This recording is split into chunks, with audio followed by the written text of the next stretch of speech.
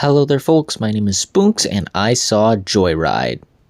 It was alright. Now, I was actually really looking forward to this movie. The trailers all looked really good. The jokes in it made it look very, very funny. And all the hype and the acclaim this movie got certainly piqued my interest, especially all the immense positive reactions that came out of like South by Southwest and CinemaCon.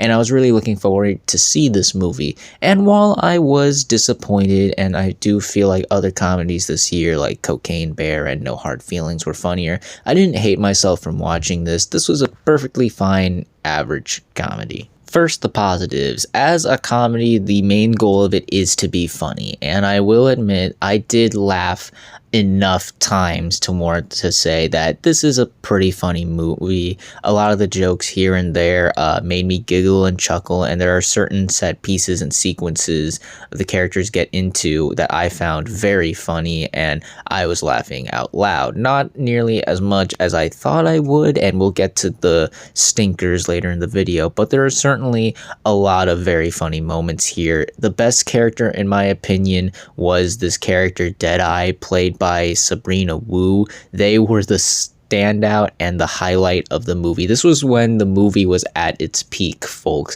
Every time this character was on screen or said something or did something in the movie, it got the biggest laugh out of me. They are the standout. They knew the assignment. They cooked. They were the best thing about this movie. They are probably the only reason to see this movie, and they definitely deserve an Oscar, honestly. I will also say that I found the second half of this movie much better and more investing than the first half, because I feel like this is where the movie got a bit more focused. They leaned into the emotional core a bit better, and the characters got a bit more development and became more likable during this second half, because I found the first half to be a bit messy. We'll get to that in a second, but yeah, the second half is where things started to really pick up for me, and the emotional core, and some of the even dramatic moments that came up were very well done, in my opinion. Honestly, I preferred some of that dramatic emotional stuff more than the raunchy comedy. But unfortunately, now we get into the negatives of the movie. First off,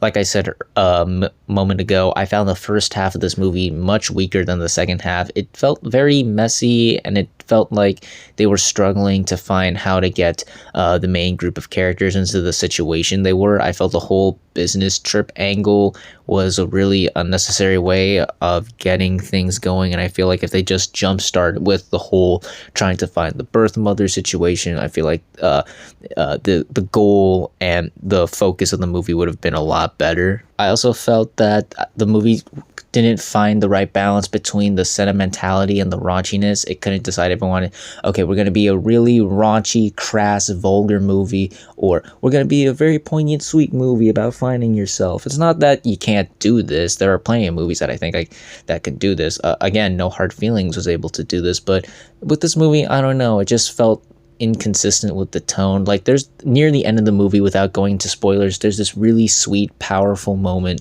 involving Ashley Park's character, and that was really sweet. But 10 minutes prior to this, again, without going too much into spoilers, we saw some very revealing things about Stephanie Hsu's character.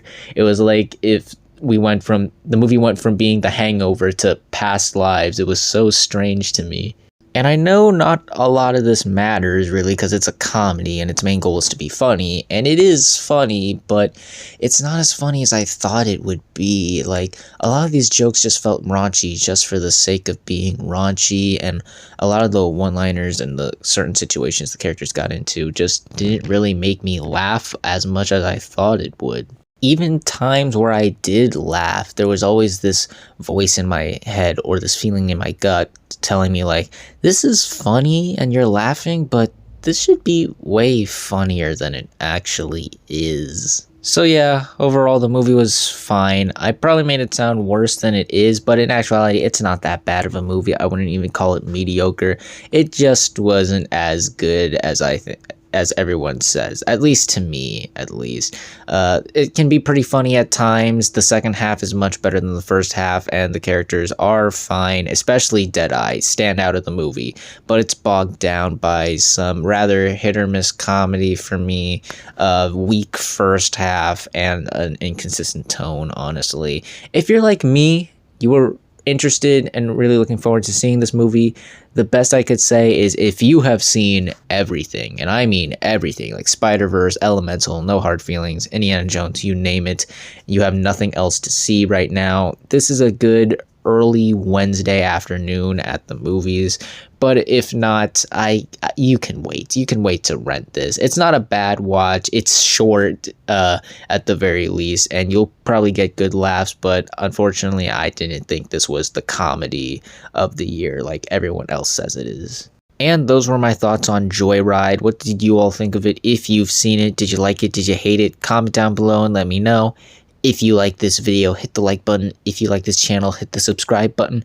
Follow me on all the social media links at the end of the video. And until next time, everyone, stay sharp. Big Mac truck, right in this little garage. Make me dream, make it stream. Out in public, make the scene. I don't cook, I don't clean, but let me tell you, I got this ring. Gobble me, swallow me, drip down inside of me. Quick jump out for you, let it get inside of me. I tell them where to put it, never tell them where I'm about to be. I run down on them before I have a running me. Talk your style, bite your lip.